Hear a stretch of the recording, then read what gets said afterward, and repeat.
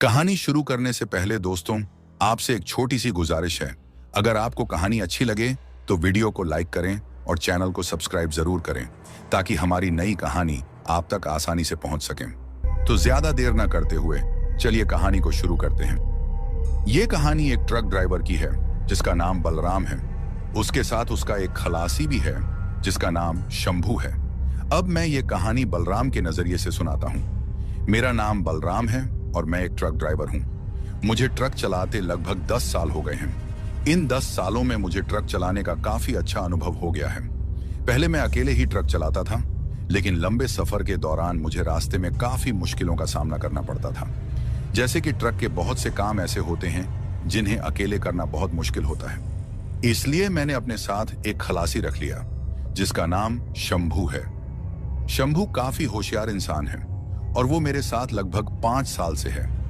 इतने समय के बाद मैं उसे अपने छोटे भाई की तरह मानता हूँ। हर बार की तरह इस बार भी मैं अपने ट्रक को लेकर एक शहर से दूसरे शहर माल डिलीवर करने जा रहा था। मेरे ट्रक में कुछ ऐसा सामान था जिसे मुझे सुबह 12 बजे से पहले डिलीवर करना था। अब मैं और मेरा खलासी शंभू हम दोनों सफर पर निकल जाते हैं। हम तकरीबन दिन के 3 बजे माल लेकर निकल गए थे। अब हमें रास्ते पर चलते हुए लगभग 3 घंटे हो चुके थे। सफर अच्छा जा रहा था और मैं भी अपने ट्रक को काफी स्पीड से चला रहा था ताकि कल हम जल्दी से जल्दी अपनी मंजिल पर पहुंच जाएं। उसके बाद मैं और मेरा खलासी काफी बातें करते रहे और बातों बातों में कब रात हो गई पता ही नहीं चला। अब रात के 9 बज चुके थे कि तभी मेरा खलासी शंभू मुझसे कहता है, उस्ताद, बहुत भूख लगी है, क्यों ना खाना खा लिया जाए। तब मैंने शंभू से कहा, भूख तो मुझे भी लगी है, लेकिन अभी तो कोई ढाबा भी नजर नहीं आ रहा। जैसे ही कोई ढाबा दिखेगा मैं ब्रेक लगा दूंगा। तुम भी देखते रहना, अगर तुम्हें कोई ढाबा दिखे तो बता देना। दरअसल जिस साइड हम जा रहे थे उधर पहले मैं कभी नहीं गया था। उस वाली तरफ हम पहली बार जा रहे थे, इसलिए हमें ढाबों के बारे में ज्यादा पता नहीं था। अब हम चल ही रहे थे कि तभी मेरे खलासी शंभू ने जोर से कहा, वो देखो उस्ताद, उस तरफ एक ढाबा है, चलो वहां चलते हैं। तब मैंने ट्रक को स्लो किया और अपनी नजर उस तरफ की। मैंने भी उस ढाबे को देखा। तब मैंने अपने खलासी से कहा, ठीक है, चलो उस ढाबे पर चलते हैं। फिर मैंने अपने ट्रक को उस ढाबे की तरफ मोड़ा और ट्रक को ढाबे के बाहर लगा दिया। अब हम उस ढाबे में गए और फिर मैंने ढाबे वाले से खाना मांगा। फिर मैं और मेरा खलासी खाना खाने लगे। खाना खाने के बाद हमें काफी रात हो गई थी। ढाबे से निकलते निकलते लगभग 10 बजे से ऊपर का वक्त हो गया था। अब हम फिर से सफर पर निकल पड़े। अभी हमें ढाबे से निकले कुछ वक्त ही हुआ था कि मैंने देखा सामने गाड़ियों का लंबा जाम लगा हुआ था। तभी मेरा खलासी शंभू मुझसे कहता है, उस्ताद, आज तो बुरा फंसे, अब क्या करें। मैंने अपने ट्रक को हाईवे के साइड में रोक लिया और सोचने लगा कि क्या किया जाए। जाम काफी लंबा था, हो सकता है कि इसमें अगर फंस गए तो पूरी रात यहीं लग जाए, क्योंकि जाम में कुछ गाड़ियां रॉन्ग साइड से भी आ रही थीं। लगता है कि हाईवे की दूसरी लाइन में कुछ समस्या होगी, तभी वो गाड़ियां रॉन्ग साइड से आ रही थीं और उन गाड़ियों की वजह से अब जाम बहुत ज्यादा हो गया था। अब मैं और मेरा खलासी दोनों यही सोच रहे थे कि अब क्या किया जाए। अब तो शायद पूरी रात हाईवे पर ही बितानी पड़ेगी। अभी हम दोनों ये सोच ही रहे थे कि तभी मेरी नजर सामने की ओर एक ट्रक पर पड़ी जो जाम से निकलकर मेरी तरफ आ रहा था। अब वो जैसे ही मेरे करीब पहुंचने वाला था तभी मैंने उसे डिपर दिया, मतलब रुकने का इशारा किया, और फिर वो ट्रक बिल्कुल मेरे ट्रक के साथ में रुक गया। उसके रुकते ही मैंने उस दूसरे ट्रक ड्राइवर से पूछा, भाई साहब, इस जाम को खुलने में कितना वक्त लगेगा। तो वो ट्रक ड्राइवर मुझसे कहता है, आज रात को ये जाम मुश्किल ही खुलेगा, क्योंकि इसी हाईवे की दूसरी लाइन में एक ट्रक का एक्सीडेंट हो गया है और वो ट्रक उस हाईवे के बीचों बीच पलट गया है और उस ट्रक में बहुत ही भारी सामान था, वो भी पूरे हाईवे पर बिखर गया है, जिसकी वजह से पूरा हाईवे ब्लॉक हो गया है और उस तरफ की सारी गाड़ियां इस हाईवे की ओर आ गई हैं, जिसकी वजह से ये जाम काफी बड़ा हो गया है और मैं भी उस हाईवे की लाइन से निकलकर इस हाईवे पर आया हूं। अब मैं तो जैसे तैसे निकल गया, लेकिन मेरे पीछे बहुत सी गाड़ियां हैं जो कि फंस गई हैं और उन गाड़ियों के अलावा अभी भी उस ट्रक की वजह से दूसरी गाड़ियां भी इसी लाइन में आ रही हैं। तो आज तो आपका यहां से निकल पाना मुश्किल है। उसके मुंह से ये बात सुनकर हम दोनों ही अब सोचने लगे कि अब तो बुरी तरह फंसे। अब कल ये जो माल है इसका समय पर पहुंचना मुश्किल हो जाएगा। अभी मैं ये सोच ही रहा था कि तभी वो ट्रक ड्राइवर मुझसे कहता है, अगर आप चाहते हो कि आप इस जाम में न फंसकर अपना माल समय पर अपनी मंजिल पर पहुंचाओ, तो एक रास्ता और भी है। आप चाहो तो वहां से जा सकते हो। तब मैंने थोड़ा खुश होकर उस ड्राइवर से कहा, हाँ उस्ताद, कौन सा रास्ता है? तो वो ट्रक ड्राइवर मुझसे कहता है, यहां से करीब 3 किलोमीटर दूर एक सड़क और है जो कि शॉर्टकट रास्ता है, और वो रास्ता आपको इस हाईवे की दूसरी तरफ ले जाएगा, जहां से आप अपनी मंजिल पर जल्दी पहुंच जाओगे। रास्ता थोड़ा कच्चा है, लेकिन आपका ट्रक आराम से निकल जाएगा। ये सुनकर तो मैं और खुश हो गया और सोचने लगा कि चलो अच्छा है, इस जाम में फंसने से अच्छा है कि क्यों ना उसी रास्ते से निकला जाए, और ऊपर से वो शॉर्टकट भी है तो कोई दिक्कत भी नहीं होगी। अभी मैं ये सोच ही रहा था कि तभी वो ड्राइवर मुझसे कहता है, लेकिन एक बात का ख्याल रखना, जब अपना ट्रक वहां से ले जाओगे तो रास्ते में गलती से भी अपना ट्रक मत रोकना, और अगर किसी इमरजेंसी के चलते रोक भी दो तो उतरना मत। रास्ते में जो भी दिखे उसे इग्नोर कर देना। जो भी मैंने आपको बोला है, इन बातों का ध्यान रखना। उस ड्राइवर की यह बात सुनकर मुझे अजीब लगा। मैं सोचने लगा कि ऐसा क्या है उधर जो ये ट्रक ड्राइवर मुझे ऐसा कह रहा है। तभी मैं उससे पूछने की कोशिश करता हूं कि आखिर वो ऐसा क्यों कह रहा है। तभी उस ट्रक के पीछे से 2-3 गाड़ियां हॉर्न बजाने लगती हैं। ये गाड़ियां उस जाम से निकलकर आई थीं और अब वो ड्राइवर से रास्ता मांग रही थीं, क्योंकि वो ड्राइवर मुझसे बातें कर रहा था, जिसकी वजह से उसने सड़क को ब्लॉक किया हुआ था।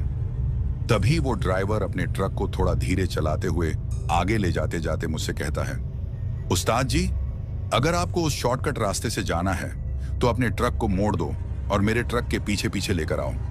मैं आपको वो रास्ता दिखा देता हूं ताकि आप वहां से निकल सको। उसके ऐसा कहने पर मैं अपना ट्रक उस हाईवे पर मोड़ देता हूं और फिर अपने ट्रक को उसके ट्रक के पीछे लगा देता हूं। अब आगे आगे उसका ट्रक और उसके पीछे मेरा ट्रक। लगभग 3 किलोमीटर चलने के बाद उसका ट्रक रुक जाता है और मुझे उस सड़क की ओर इशारा करता है जो उस हाईवे का शॉर्टकट था। फिर मैं उसे हॉर्न मारकर शुक्रिया करता हूं और उस शॉर्टकट रास्ते पर अपने ट्रक को लेकर निकल जाता हूं।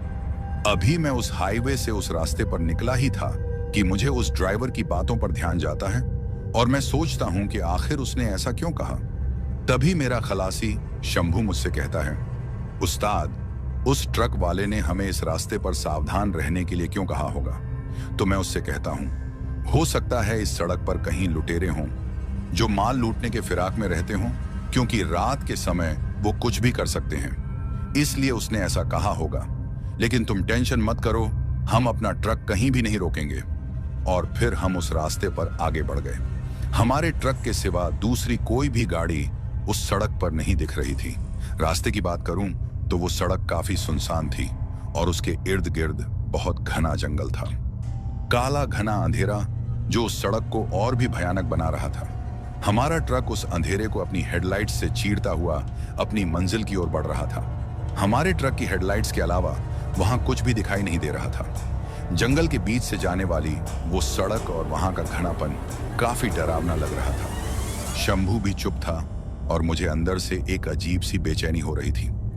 मैं सोच रहा था कि कहीं मैंने इस रास्ते से आकर कोई गलती तो नहीं कर दी। जैसे जैसे हम आगे बढ़ रहे थे, वो सड़क और भी सुनसान होती जा रही थी। सड़क के साथ वाला जंगल भी कुछ ज्यादा ही डरावना लग रहा था। ये सब देखकर मेरी बेचैनी अब और भी बढ़ती जा रही थी। मैं बस यही सोच रहा था कि किसी तरीके से हाईवे के उस हिस्से में निकला जाए जहां ये सड़क खत्म होगी। अब आप सब सोच रहे होंगे कि मैं उस सुनसान सड़क से वापस भी तो ट्रक ले जा सकता था।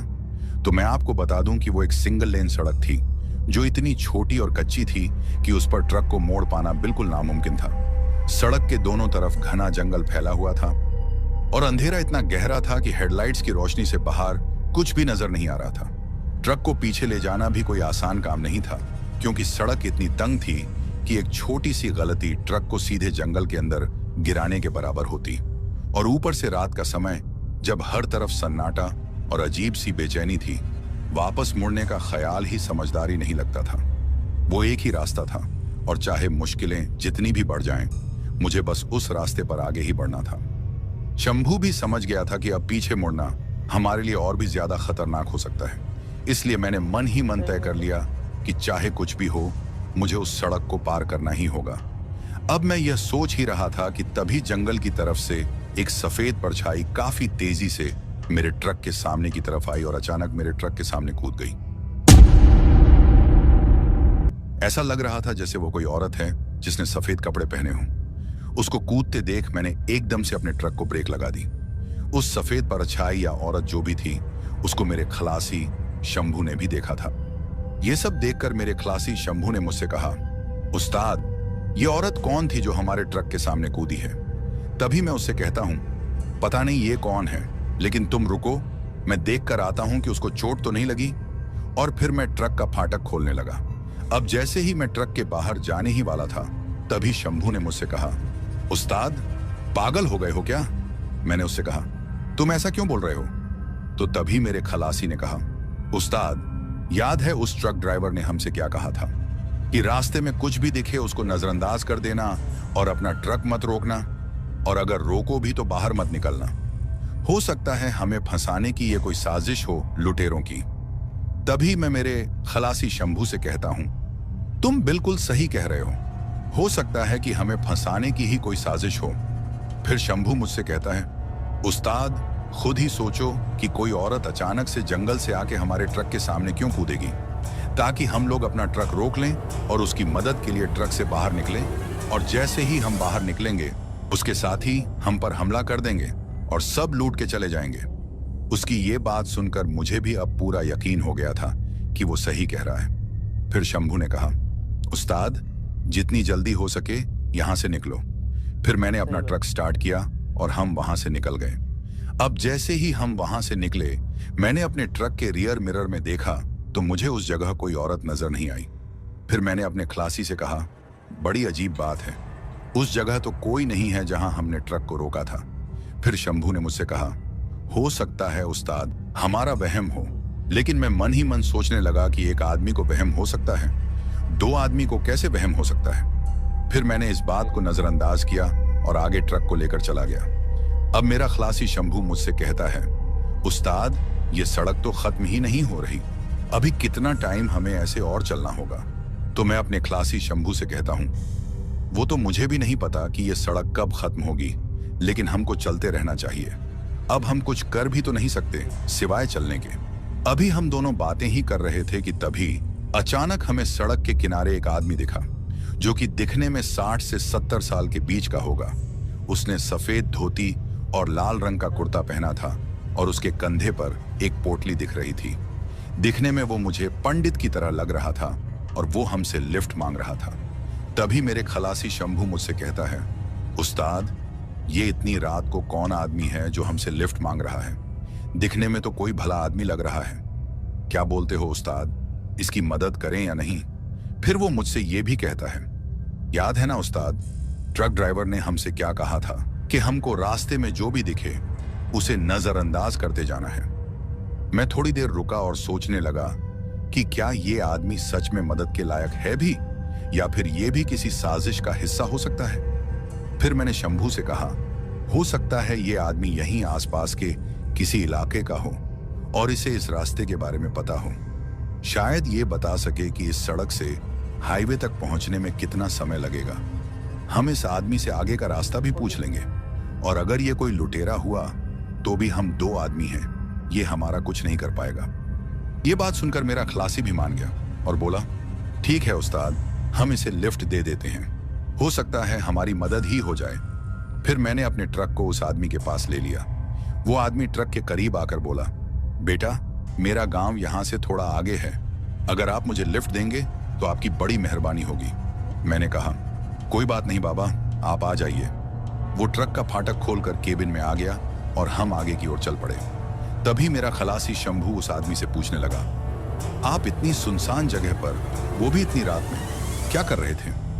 वो आदमी बोला, बेटा, मैं एक पंडित हूं, किसी काम से यहाँ पास के एक गांव में गया हुआ था, मुझे हवन कराने के लिए बुलाया गया था और मैं वहीं से आ रहा हूं। मैंने कहा, पंडित जी, आप इतनी रात को वहां रुक भी तो सकते थे, आपको इतना जरूरी क्या काम था जो आपको रात में ही निकलना पड़ा?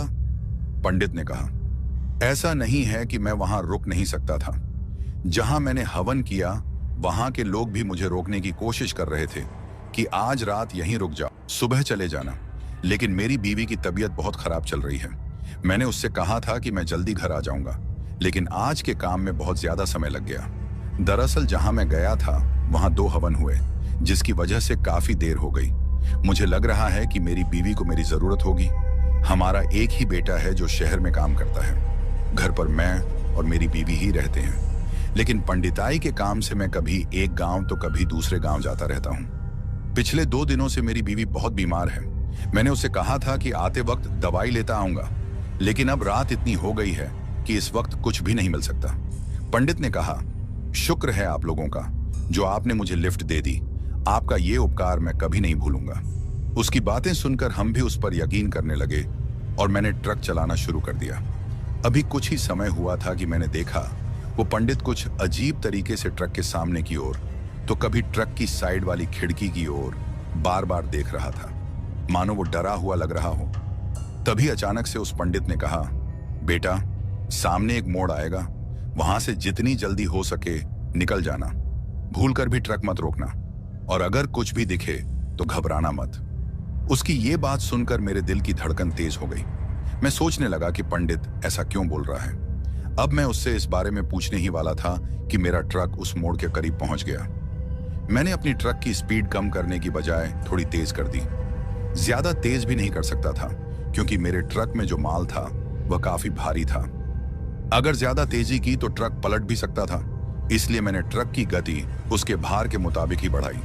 अब जैसे ही वो मोड़ आया, मैंने ट्रक को काफी तेजी से वहां से निकाला, और जैसे ही मेरा ट्रक उस मोड़ से आगे बढ़ा, अचानक मेरे ट्रक के सामने सड़क के बीचों बीच एक औरत खड़ी दिखाई दी। उसने सफेद रंग के कपड़े पहने हुए थे। उसे देखकर मैंने तुरंत ब्रेक लगा दी। ब्रेक लगाते ही मुझे, मेरे खलासी और उस पंडित को जोर का झटका लगा, क्योंकि ट्रक तेज रफ्तार में था और अचानक ब्रेक लगाने के कारण झटका लगा। जैसे ही ट्रक रुका, मैंने देखा कि सामने की तरफ जो औरत थी उसका मुंह हमारी तरफ था। उसने सफेद कपड़े पहने हुए थे जो काफी गंदे और फटे पुराने लग रहे थे। उसके बाल बहुत लंबे थे जो उसके चेहरे को ढके हुए थे, जिसकी वजह से उसका चेहरा साफ नहीं दिख रहा था। तभी मेरा खलासी शंभू मुझसे बोला, उस्ताद ये तो वही औरत है जो कुछ देर पहले हमारे ट्रक के सामने कूदी थी। लेकिन उस्ताद ये इतनी जल्दी यहां तक कैसे पहुंच गई? मैंने कहा, हो सकता है ये कोई दूसरी औरत हो, शायद पागल हो, क्योंकि इसके कपड़ों से तो यही लगता है कि ये काफी पुराने हैं, और इसकी हालत देखकर भी यही लग रहा है। हो सकता है ये दिमाग से पागल हो। मैं ये इसलिए कह रहा था क्योंकि मैं भूत प्रेतों पर ज्यादा यकीन नहीं करता था, इसलिए मैंने इस बात पर ज्यादा ध्यान नहीं दिया। अभी मैं और मेरा खलासी यही बातें कर रहे थे कि अचानक पंडित घबराते हुए बोला, जिस बात का डर था वही हो रहा है। अब उस पंडित के चेहरे पर पसीने की बूंदें साफ दिख रही थीं। उसकी आंखों में एक अजीब सा डर था जो अब हमें भी अंदर तक झकझोर रहा था। उसकी हालत देखकर लग रहा था कि वो हमसे कुछ कहना तो चाहता है, लेकिन डर के मारे खुलकर कह नहीं पा रहा है। तभी मेरा खलासी उस पंडित से पूछता है, पंडित जी आप ऐसा क्यों बोल रहे हो कि जिस बात का डर था वही हो रहा है? तो पंडित जी थोड़ी हिम्मत करके बोलते हैं, ये जो सामने तुम्हें औरत नजर आ रही है ये कोई पागल नहीं है, बल्कि ये एक चुड़ैल है, और ये देखने में भी काफी खौफनाक है। इसने आज तक न जाने कितने इंसानों को अपना शिकार बनाकर मार डाला है और फिर उनके शरीर को बड़ी बेरहमी से खा जाती है। अब पंडित जी की इस बात को सुनकर हमारी हालत खराब हो गई और हम दोनों डर के मारे कांपने लगे। इसके बाद पंडित जी कहते हैं कि मैं हर जगह अपने पंडित वाले काम के लिए जाता हूं, लेकिन इस इलाके की तरफ कभी नहीं आता। यहीं पीछे जहां से तुम लोगों ने मुझे लिफ्ट दी, वहां थोड़ी ऊपर की ओर मेरा एक मित्र रहता है।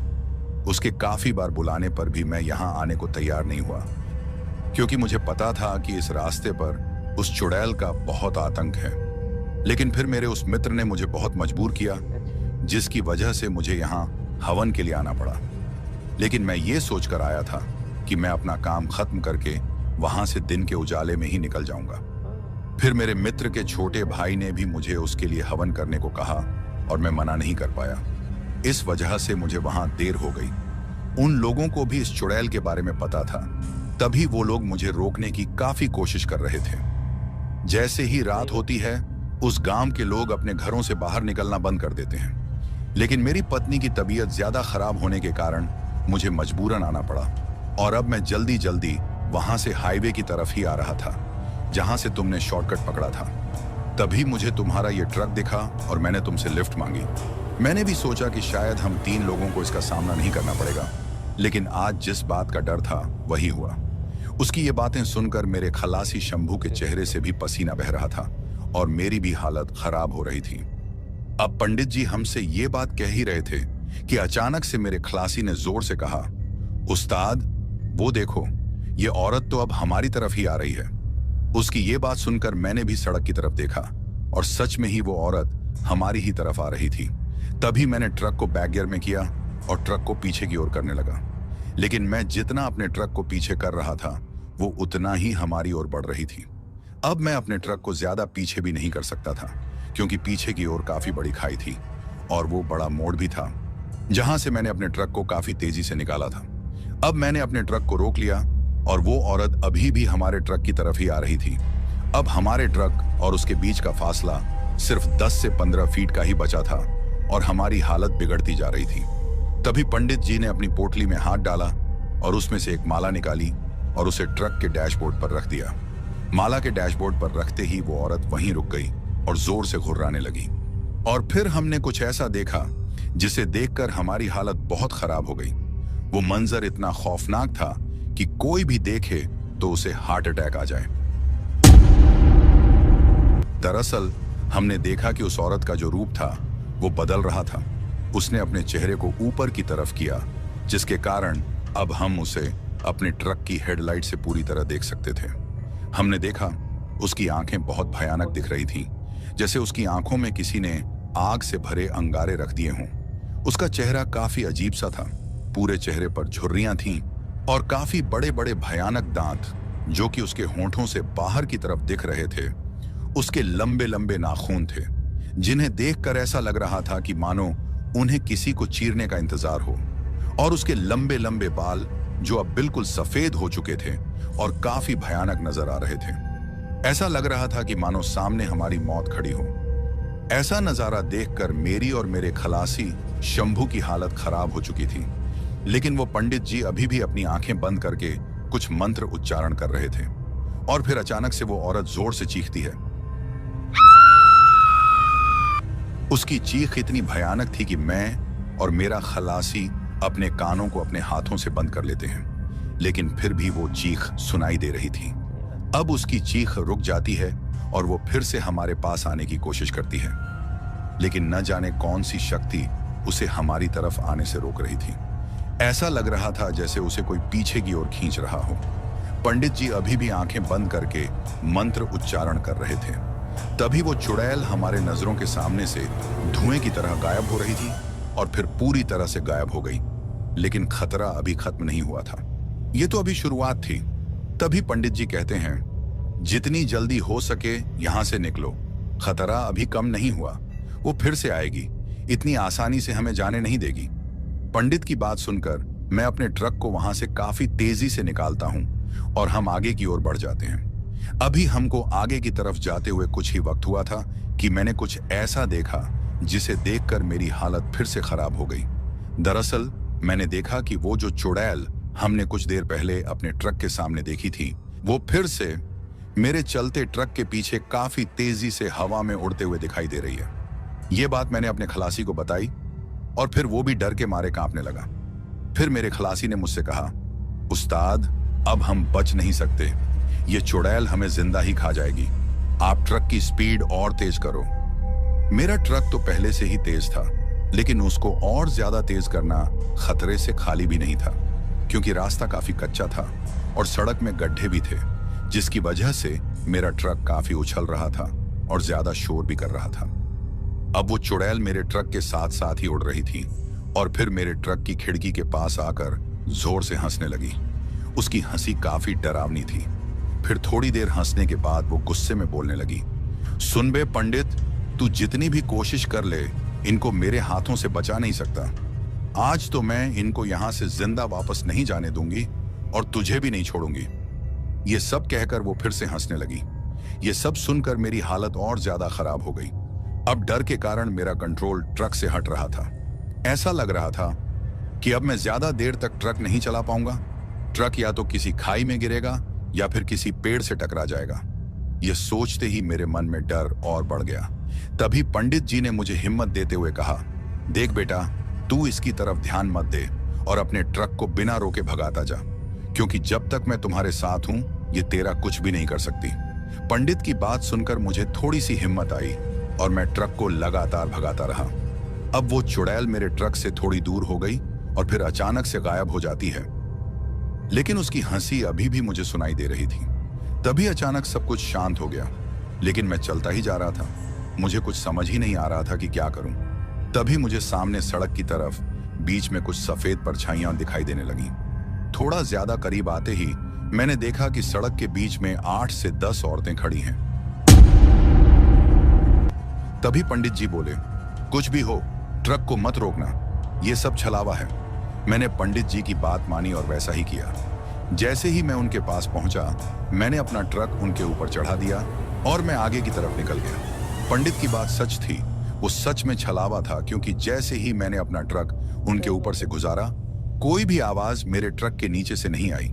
अब मैं सिर्फ एक ही बात सोच रहा था कि किसी भी तरीके से मैं इस रास्ते से बाहर निकल जाऊं और उस हाईवे को ढूंढ लूं जहां यह रास्ता खत्म हो जाए।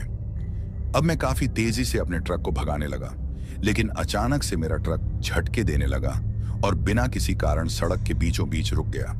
तभी मेरा खलासी कहता है, उस्ताद, अब ट्रक किस लिए रोका आपने? तो मैंने उससे कहा, मैंने अपना ट्रक नहीं रोका, बल्कि ये खुद ही रुक गया है। अब हमारा ट्रक उस सुनसान सड़क पर बिल्कुल अकेला खड़ा था और सड़क के साथ वाला जंगल भी बिल्कुल शांत था। तभी मैं अपने ट्रक को फिर से स्टार्ट करने की कोशिश करता हूं, लेकिन ट्रक स्टार्ट नहीं होता। और फिर मैं कहता हूं, हो सकता है ट्रक में कोई खराबी आ गई हो, हमें बाहर निकल कर देखना होगा। तभी वो पंडित मुझसे कहता है, ऐसी गलती भूल कर भी मत करना, ट्रक से बाहर मत निकलना, क्योंकि वो चाहती है कि हम ट्रक से बाहर निकलें और वो हमें मार डाले। तभी मेरा खलासी शंभू उस पंडित से कहता है, पंडित जी, लेकिन हम इस ट्रक में भी तो सुरक्षित नहीं हैं। अभी हम ये बात कर ही रहे थे कि वो हंसी फिर से हमें सुनाई देती है और अचानक से वो चुड़ैल हमारे ट्रक के सामने फिर से आ जाती है। और इस बार वो और भी भयानक थी।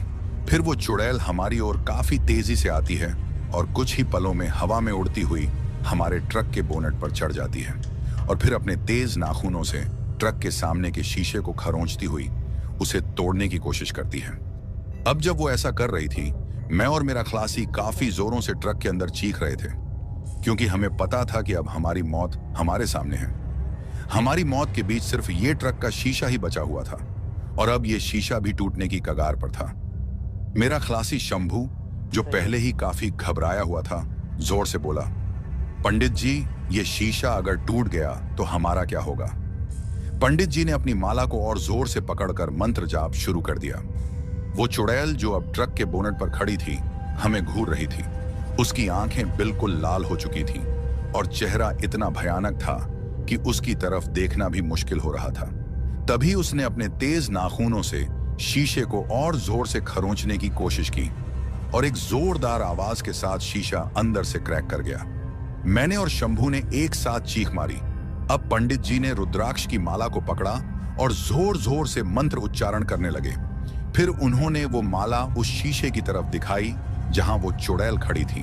तभी एक जोरदार आवाज आई जो कि उस चुड़ैल की थी। फिर वह चुड़ैल ट्रक से नीचे कूद गई। तभी मेरा खलासी मुझसे बोला, उस्ताद, ट्रक स्टार्ट करो और भगाओ यहां से। मैंने ट्रक को स्टार्ट करने की कोशिश की, लेकिन ट्रक स्टार्ट हो ही नहीं रहा था। मैंने 2-3 बार कोशिश की, लेकिन ट्रक स्टार्ट होने का नाम ही नहीं ले रहा था। अब हम ज्यादा ही डर गए थे। तभी पंडित जी बोले, वो इतनी आसानी से हमें जाने नहीं देगी। फिर उन्होंने अपनी पोटली से सिंदूर और गंगा जल निकाला और हमसे बोले, डरो मत, हिम्मत से काम लो। और फिर कहने लगे, तुम ट्रक में ही रहना, गलती से भी बाहर मत निकलना। ऐसा कहते ही वो ट्रक से बाहर जाने लगे। तभी मेरे खलासी शंभू ने पंडित जी का हाथ पकड़ा और कहा, पंडित जी, आप कहां जा रहे हो? आप भी बाहर मत निकलो, बाहर आपकी जान को खतरा हो सकता है। पंडित जी ने शंभू से कहा, जब तक मेरे पास ये माला है वो मेरा कुछ भी नहीं बिगाड़ सकती। ऐसा कहकर वो बाहर की ओर चले गए। अब हम दोनों डर के मारे ट्रक के अंदर एक दूसरे को पकड़कर कांप रहे थे। मैंने पंडित जी को देखा जो ट्रक के बाहर सिंदूर से मेरे ट्रक पर कुछ निशान बना रहे थे और साथ में मंत्र उच्चारण भी कर रहे थे। उन्होंने उस सिंदूर को ट्रक के चारों तरफ लगाया और फिर गंगा जल का भी छिड़काव किया। अब वो ऐसा कर ही रहे थे कि अचानक मैंने फिर से उस चुड़ैल को देखा, लेकिन इस बार वो ट्रक की पिछली साइड में दिख रही थी। उसे मैंने अपने रियर मिरर में देखा और फिर जोर से कहा, पंडित जी वो देखो, वो चुड़ैल हमारे ट्रक के पीछे है।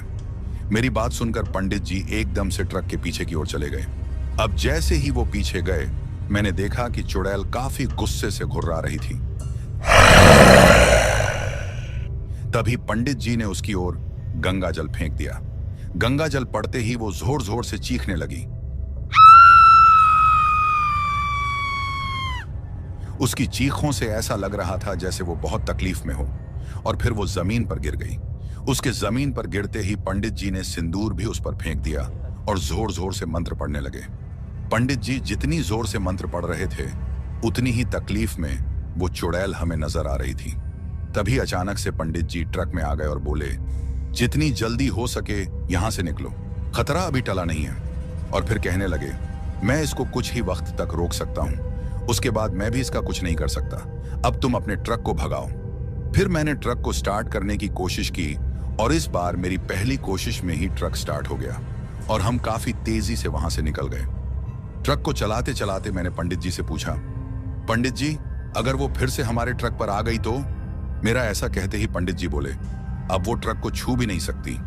मैंने अपने मंत्रों से इस ट्रक को सुरक्षा के घेरे में रखा है, लेकिन एक बात का ध्यान रखना, पीछे मुड़कर मत देखना, चाहे तुम्हें कुछ भी सुनाई दे। उनके ऐसा कहते ही मैंने वैसा ही किया, पीछे नहीं मुड़ा। तभी उस चुड़ैल की आवाजें मुझे फिर से सुनाई देने लगी और मैं पंडित जी से कहता हूं, मुझे उसकी आवाज सुनाई दे रही है।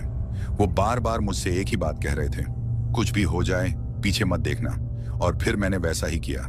अब हमें हाईवे नजर आ रही थी और वो आवाजें अभी भी मुझे सुनाई दे रही थी। दरअसल वो मुझसे चीखते हुए कह रही थी, तुम्हारी किस्मत अच्छी थी जो मेरे हाथों से बच गए। अगर आज यह शक्ति तुम्हारे साथ ना होती तो तुम लोग मेरे हाथों से बचते नहीं। फिर हमारा ट्रक मेन हाईवे पर आ गया और वो आवाजें मुझे सुनाई देना भी बंद हो गईं। लेकिन मुझे एक बात समझ नहीं आई कि वो ऐसा क्यों कह रही थी कि इस शक्ति के कारण आज तुम मेरे हाथों से बच गए। वो पंडित जी को शक्ति क्यों कह रही थी ये मेरी समझ में नहीं आ रहा था। फिर मैंने इस बात पर ज्यादा ध्यान नहीं दिया और हम हाईवे पर आगे की ओर चलते रहे। तभी पंडित जी ने मुझसे कहा, बेटा अब ट्रक को रोक दो। तो मैंने कहा, क्यों पंडित जी, क्या हुआ? तो उन्होंने कहा, मेरी मंजिल अब आ गई है, अब मुझे यहीं उतार दो। मेरा गांव यहीं पर थोड़ा आगे है, अब मैं यहां से चला जाऊंगा। उनके ऐसा कहते ही मैंने उनके पैर छुए और मेरे खलासी ने भी ऐसा ही किया। फिर मैंने पंडित जी से कहा, अगर आज आप हमारे साथ ना होते तो शायद आज हम जिंदा भी ना होते। आपका ये एहसान हम कभी भी नहीं भूल सकते। उन्होंने मुस्कुराते हुए कहा, जब तक भगवान का हाथ हमारे ऊपर है कोई भी हमारा कुछ नहीं बिगाड़ सकता। मैंने फिर से उनका धन्यवाद किया और फिर पंडित जी हमारे ट्रक से उतर गए। फिर मैंने अपने ट्रक को आगे बढ़ाया और मैंने अपने रियर मिरर में देखा, लेकिन पंडित जी वहां पर मुझे दिखे ही नहीं। अचानक से वो कहीं गायब ही हो गए। और फिर ये बात मैंने अपने खलासी को भी बताई तो वो भी हैरान हो गया और कहने लगा, उस्ताद जहां पर पंडित जी उतरे वहां भी आसपास कोई गांव नजर नहीं आया था मुझे। फिर मैं भी सोच में पड़ गया कि आखिर वो पंडित जी कहां चले गए। और वो चुड़ैल भी मुझसे कह रही थी कि इस शक्ति की वजह से तुम आज बच गए। खैर जो भी हो, इस बात का मुझे पूरा पता नहीं कि वो पंडित जी एक आम इंसान थे या फिर भगवान की कोई भेजी हुई शक्ति। जो भी हो, लेकिन अगर आज वो ना होते तो शायद आप लोगों तक मेरी यह कहानी ना पहुंचती। उसके बाद हम अपने सफर की ओर निकल गए और तब से कसम खा ली कि चाहे पूरी रात जाम में लग जाए लेकिन कभी शॉर्टकट नहीं लेंगे। तो दोस्तों, कैसी लगी हमारी यह कहानी आप लोगों को?